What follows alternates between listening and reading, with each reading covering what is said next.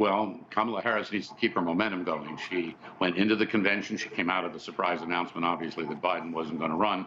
Went into the convention and comes out of the convention with enormous energy. You mentioned earlier that her campaign is saying they've raised over $500 million, more than $500 million over a 5-week period. That's just phenomenal. Twice what Donald Trump raised. She's got an army of volunteers across the country the campaign is saying has signed up, and certainly the energy level at that convention and at her rallies are quite remarkable, the kinds of things that Donald Trump likes to brag about. That is powerful jet fuel for a campaign, especially when there's so little time.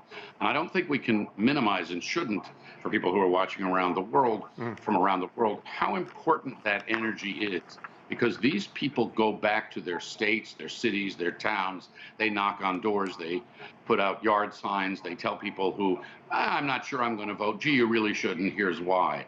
That and other get out the vote things really work. What else does she need to do? She needs to keep owning the agenda in the media to the extent that she can, and keep Trump on the defensive to the extent that she can. What does Trump need to do? He needs to reassert himself.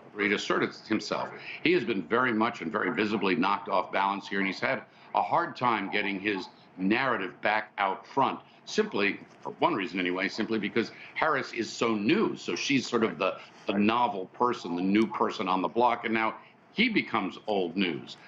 He's used to dominating the media space. He's used to being the quote-meister here who can do an attack or make a comment, and that's what runs through the media. That's not happening so much anymore, and it's why I think this debate over the debate, as you put it, is so fascinating.